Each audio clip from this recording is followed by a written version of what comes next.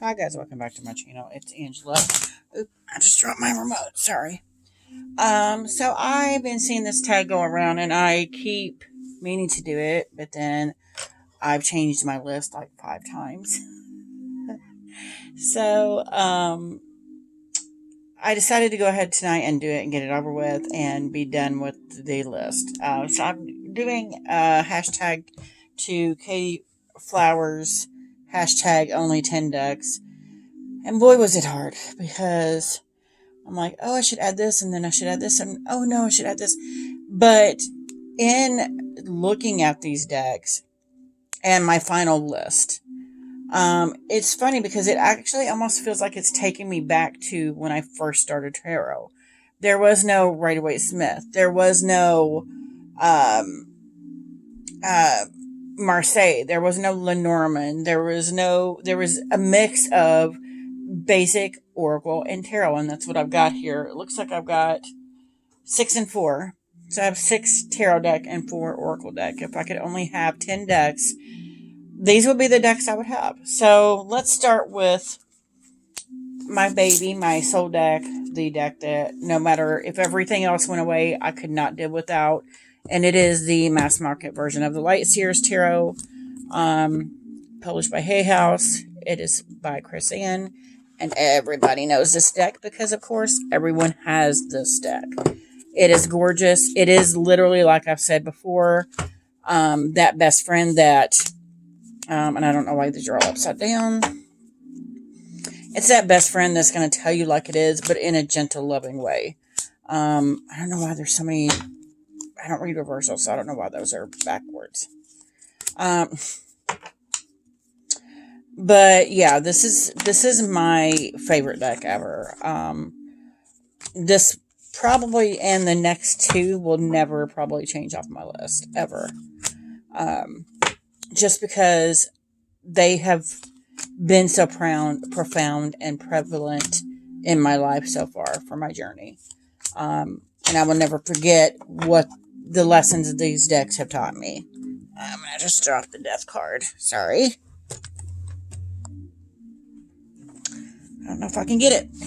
Anyway, so that is number 1 on my list. And I have edged it in this darker teal green. And I'm thinking about getting another copy just because this is wore out. I used it mainly for my deck when I first was on work furlough from last year when COVID really started hitting. Because I needed that gentle friend in my life every day. And so, yeah, that is number 1. It will always be number 1 on my list. If you've watched my channel, you would know that by now. That is my baby, my precious. I cannot do without it. So, in that same vein, we have, and I made a pouch for it just because the box is so huge. It is the Bone, Stone, and Earth Flesh Tarot, red gilding, by Avalon Cameron, and Anatorian did the artwork. This deck is tremendous. It also has helped me do, with this card actually, mediumship readings with it. And that's where I started realizing I can bridge tarot and mediumship together. This deck is also the deck I've been using for my year ahead spread I did in January. And it has just, I've been working with it just to get in deeper with it. And it does take you on a much deeper level of self-discovery. And I just love it for that. It almost has the same exact energy as my Light Seers. I mean, I feel like they're the yin and yang of each other. They're almost the same deck, but not quite. There's something different about this one that's slightly different. And I can't put my finger on it, but it just means that I have to have both of these decks in my life all the time. And Anatorian's artwork is just tremendous. So, yeah, that is deck number 2. And I'm sorry to say this is out of print. But, yeah, I'm glad I jumped on that bandwagon when I could. It's a marvelous deck. So deck number 3, and again, these 3 should come as no surprise. This is the Encore Terra by Ciro Marchetti. And I did look it up, and I always pronounce it Marchetti, but it is Marchetti. Kind of magnetic closure, beautiful inside, also red gilding backs. This deck makes me feel like it feels decadent. It feels like one of those days where you're just not feeling top notch and you just want something gorgeous to look at and feel richer than you are. This is the deck to pull out for that. This deck just makes me feel like I'm decadent, and it's even got borders, but they're color coded, which I don't mind the borders in this deck. But the artwork is just gorgeous. This will always be in my number 3 spot, no matter what. Just because I never thought I would get this card deck, and then when I did and I got it, I was just like, ugh, it is utterly, utterly gorgeous deck. Let me see if I can find her real quick. Empress, I mean, come on. And this is reimagined work from other decks of his. I mean, it's beautiful. Look at that. And I fell in love with it. As soon as I saw it, I'm like, I need this deck in my life. And from the second I got it, I have appreciated every moment I've spent with it. It is a beautiful deck. Yes, this moon card, one of the main reasons I'm like, definitely need this deck in my life. Just to be that free like she is, it speaks to my soul. Ugh. But yes, this is number 3. Probably always will be in those top 3 spots forever. I don't see them changing anytime soon. So the next deck I got this year, and it surprised me.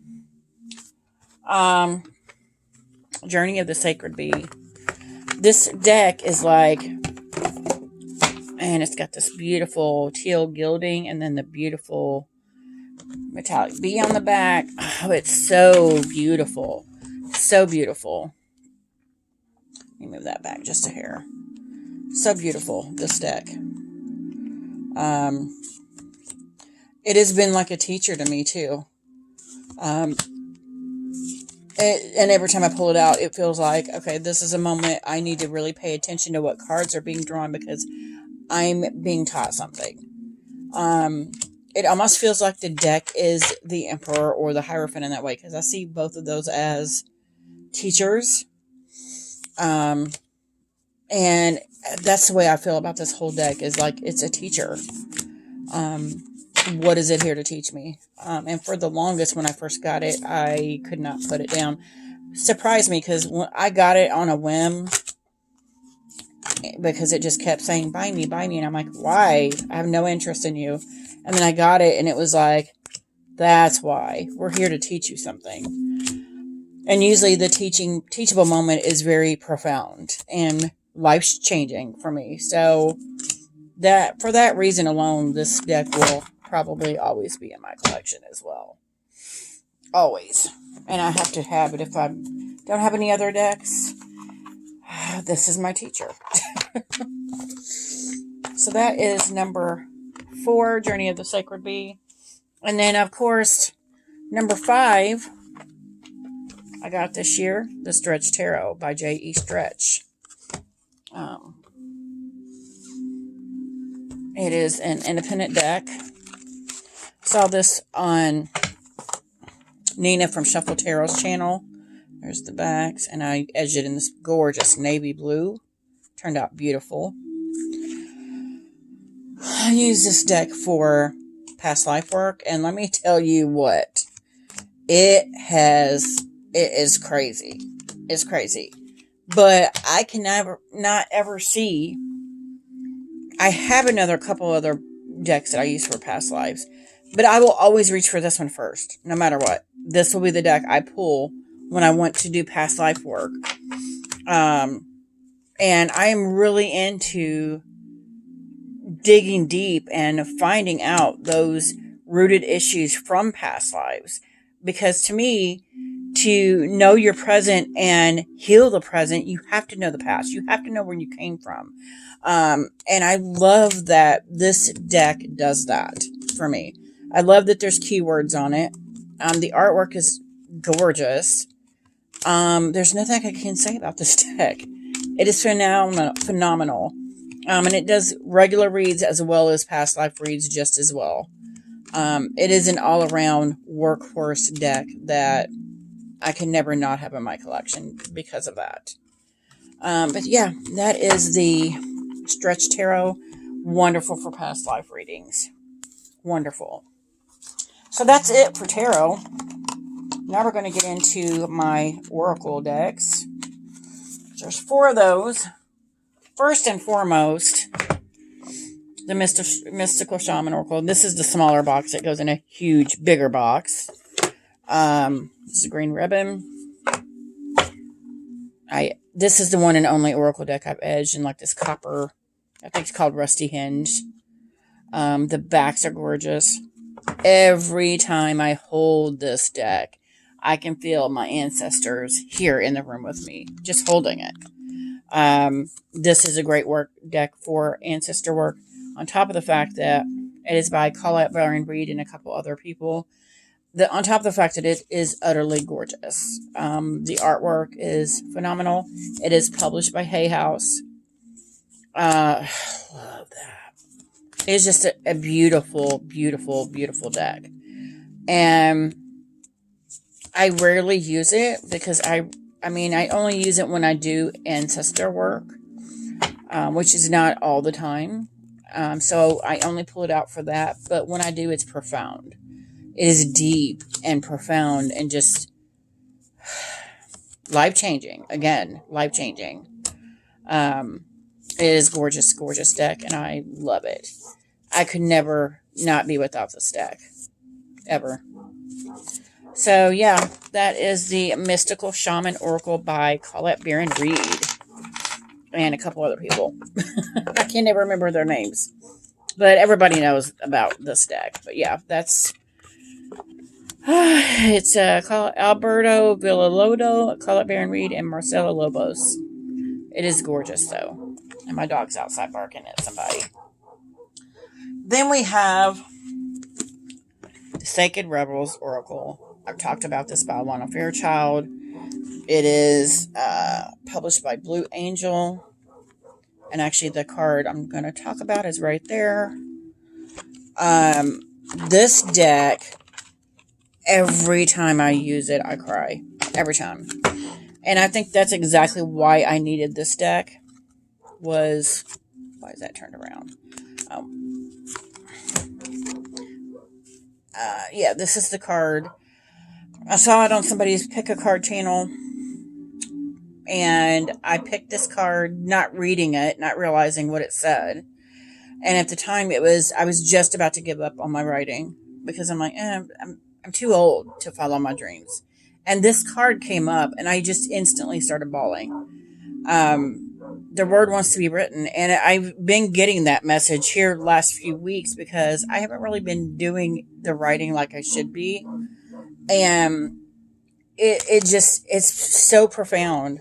As soon as I saw her with this deck, I'm like, I need that deck in my life. And I got it. And every time I use it, I'm in tears. I am pairing it with my Bonestone and Earthflesh Tarot this year for my month ahead, my each month cards. And it's so far paired quite beautifully with it. I can't get over the images in this deck, but also the emotions that come up when I use this deck. That doesn't happen for me very often. So in that respect, it's never going anywhere because it's bringing out emotions that I thought were dead to me. That I thought that I didn't even possess. It's bringing those feelings and emotions out. And for that, I love it. But that is the Sacred Rebels. Oh my gosh, my dog. Sorry. If you can hear her. I don't even know if you guys can hear her. But that is the Sacred Rebels Oracle. And I feel like somebody just posted a borderless matte cardstock from it, but I can't find it anywhere. If you guys know, let me know in the comments below. So we're down to 3 decks. Oh, actually, was not it for tarot.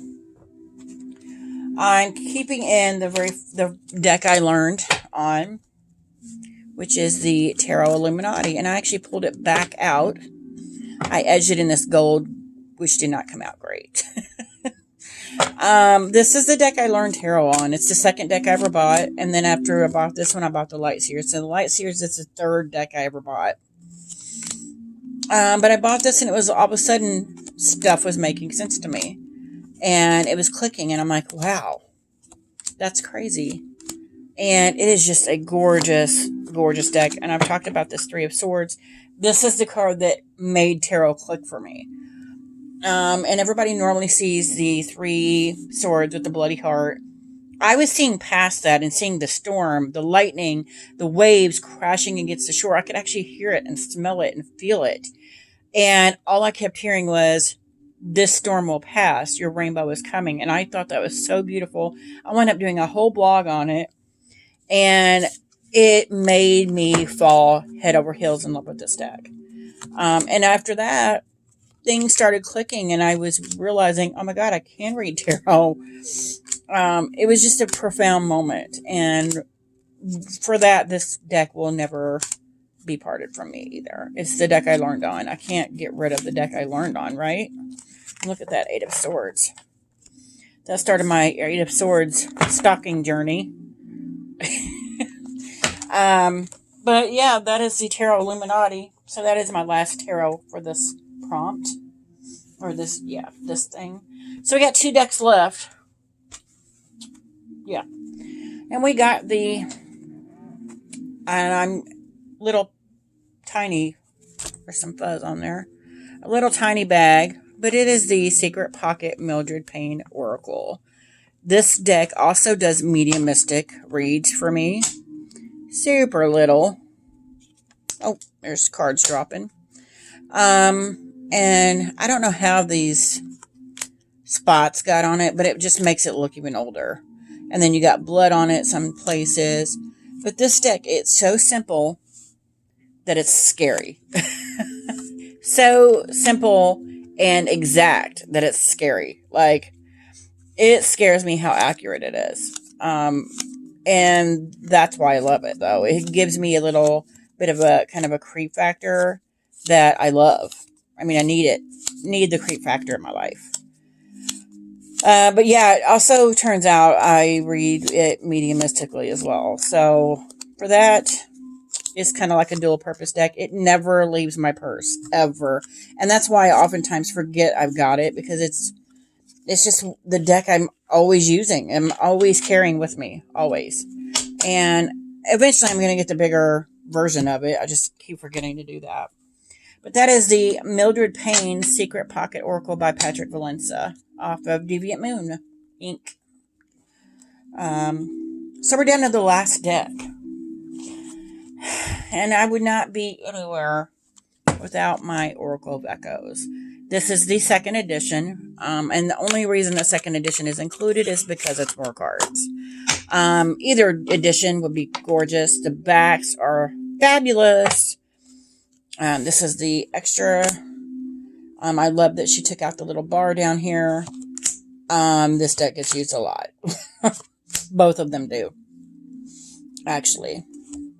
But Anna Turian's artwork speaks to me on this deep, deep, deep level that I can't even explain. It is almost like she pulls out all these dark parts and then slaps them down on the table and is like, here, now examine this. That's why I love the tarot, Tarot of the Abyss. I almost added this and I'm like, well, I've already got the Oracle and the Bone Stone and Earthflesh Tarot, which is also her art. So I didn't include it, but these decks are, and I cannot wait for the tarot deck to come out to match this Oracle deck. I will be buying it. Because her artwork just, it speaks to me on this deep, again, soul-filled level that I cannot explain. And I love it.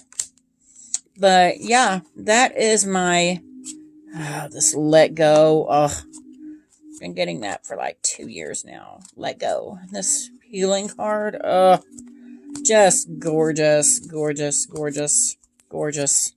Anyway, that is my 10 decks. If I could do just 10, that would be it. And it, again, surprised me that there was no RWS, that there was no Lenormand or Marseille in there, because this is how I started my practice, with just with the Illuminati is the one I learned on, and then the Oracle decks. I had more Oracle decks than I did Tarot for a long time, because I thought I could only read with Oracle. And I just found it fascinating how this exercise and looking at only 10 decks put into perspective exactly what is in my practice. And it to me kind of came full circle and went back to basics. And I love that. But yeah, if you guys like this video, give me a thumbs up. If you want to see more, please subscribe. And don't forget to hit that notification button so you're alerted to any future videos. And comment below if you guys have any of these decks, if you want any of these decks, if you don't know about any of these decks, just let me know and we can chat about it. And I'll talk to y'all later. Bye.